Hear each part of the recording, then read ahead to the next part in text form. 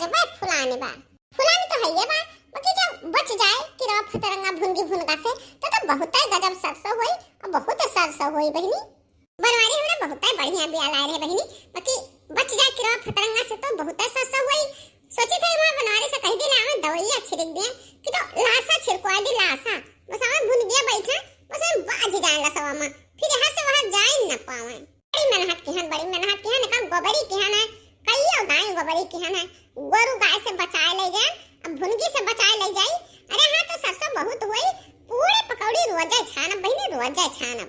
ऐसा सही पीछे जकरा मेहनत की है ना बहिनी, गोबर पानी खाद पानी छिड़कत सींचत पाटत उतना हम दुबराए गन छुराए गन दौड़त दौड़त आधी दिया नहीं रहेगा। अरे हां तलो लो हो जाए पूरी पकौड़ी छानब हचक का खाब दबाए का बराबर हो जाए, जितना झुराना उतना बराबर हो जाए।